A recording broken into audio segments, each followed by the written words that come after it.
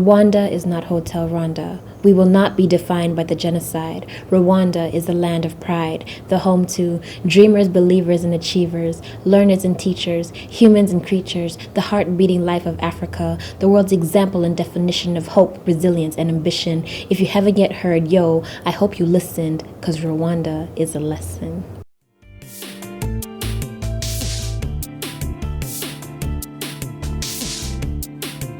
Talented, courageous, humorous, and intelligent. Those are some of the qualities she exudes. Who is she? My name is Angel Uwamahoro, and I am 24 years old. I am a student at Fordham University in New York, and I am a theater performer as well. This young girl is mainly known for her poetry, but when did she start reciting poems? I started writing poetry in 2003, around 2003 and 2002, I'd say. But I officially started reciting my poems at Spoken Word Rwanda in 2011. Angel's poetry skills have roots in her family. I grew up in a family of artists. My grandma was a tailor. My mom is an interior designer.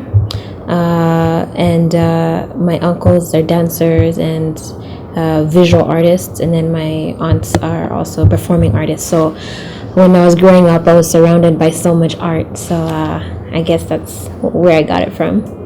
Angel says that her poetry starts with an idea, and she writes it in an entertaining way that the young people can understand.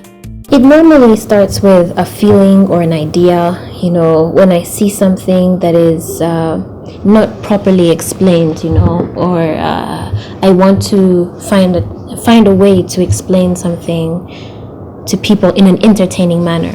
So even if I'm talking about the history of Rwanda, I don't want to talk about it like a history teacher who, you know, knows all the facts. But what I want to do is I want to tell you the story of Rwanda, the history of Rwanda, but in an entertaining way, in a way that young people can understand and old people can also relate to. So it needs to be relatable to the old and to the young. Yeah, but it always starts with an idea or with a feeling. If I feel something, I'm like, I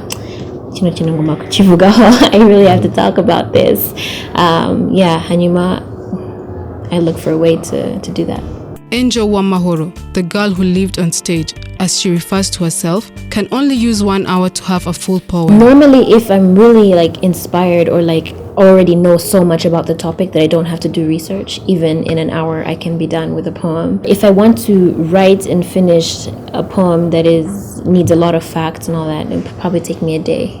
To memorize it will take me a little longer. It will, because especially if I want to memorize it perfectly, it can take from 2 to 3 days, but perfectly, if I have a week, I'm so happy. Yeah. For Angel, every poem has its own inspiration. Every poem has its own motivation.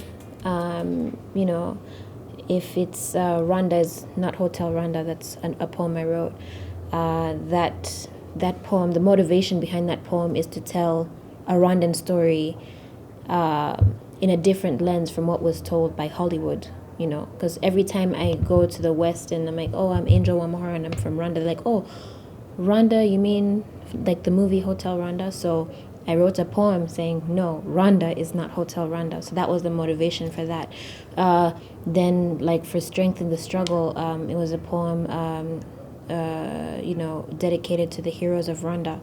So they were my motivation for that poem. So every poem on its own has motivation. But I could say that in general, the Rwandan people inspire me to write my poems, motivate me to write my poems. Or we could take charge. And by we mean you and you and you and you and you and you and me. Take this opportunity we've been given. And make a living. Make our dreams come true. Be a different you. That Africa can look up to. That history books never knew. We can teach the past a lesson. That in fact, history does not repeat itself because we won't let it. Because our people will not kill each other again. Because that already happened and we won't forget it. Erega, ijoro ribarwa riraye. Walai, we are living proof. Rwandan youth. Rwanda's history, ubumuntu, unity and reconciliation, and genocide commemoration are some of popular aspects that Angel focuses on in her poetry. I want to help the country develop.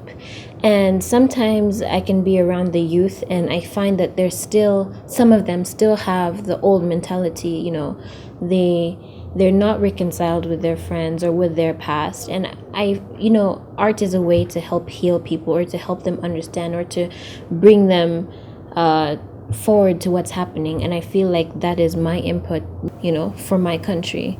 And also, I feel like it's important for me to tell Rwandan stories. Kuki abantu bava hanze bakaza kutuvugira ibintu kandi twebwe abanyarwanda turahari.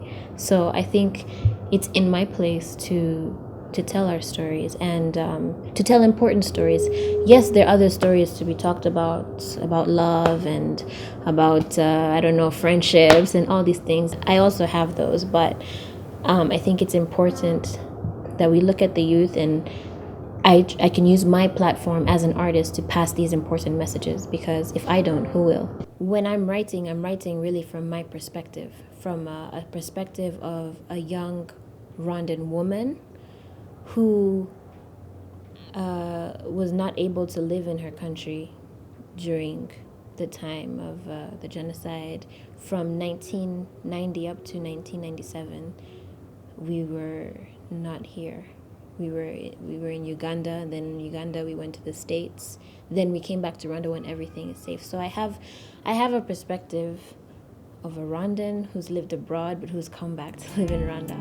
Seeing Angel Uwamahoro on stage, you would think she was taught this from her childhood. I've never actually studied poetry. I've always, like even now, I'm not really studying I'm studying theater and performing arts. So I've never studied poetry. But the fact that I'm in the arts, it's helped me to perform it.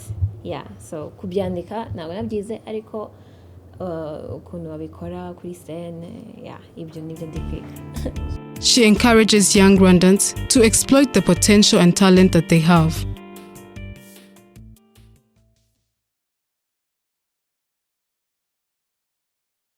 One of the first and most important messages I have for young Rwandan artists is to expose their art. I think one of the mistakes I would have made was to keep my poetry for myself.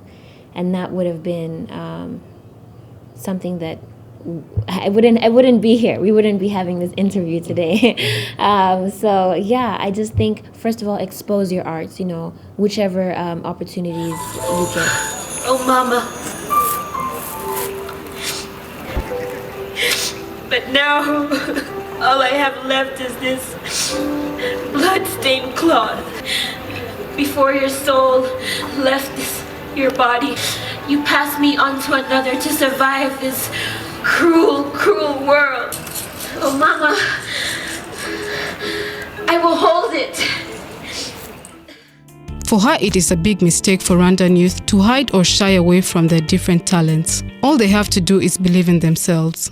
Go ahead, you know, expose your art. And then second of all, stay true, you know, be original. I mean that don't be a Rwandan who's trying to be an American. Just be a Rwandan, and there is so much value in that already. So if you can find that value and, you know, show it to people, they will see it too. So yeah, and also follow your dreams, stay true.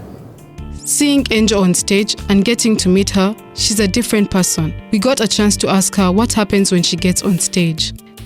Well, you know, when I'm on stage, I'm given a character to act. They don't tell me, Angel, you go on stage and do your story. If I was to go on stage and do my story, I would look the same. But if I'm given to act a character like Rosa or Therese or somebody, I have to transform, I have to become that person. That is my job, to think like them. So it changes you, because you're not you're not you anymore. You're a tool, but you're transforming into somebody else on stage. She reveals that she feels nervous when she's given a character, but she ends up enjoying the character, though it takes time to adjust to it. All of them are I get nervous with all of them, because I try to imagine, what if I don't do this character properly, you know? And I think with a lot of the plays that I've done, they're testimonials. So it's actually characters of real people. So that person can come and watch the show. And if that person comes to watch the show and sees that I'm not doing a good job with their character, then I'm in big trouble. So I mean, all of the characters that I have they're always nerve-wracking, but I enjoy them. But the one I can say that I enjoyed the most was when I had to play an 11-year-old child soldier whose name was Josefa. That was the funnest because I got to become a kid again, and to see the world in the eyes of a child again. So transforming to become a kid, that was really awesome. I loved that role. Yeah. This is Angel Uwamahoro you always see on stage.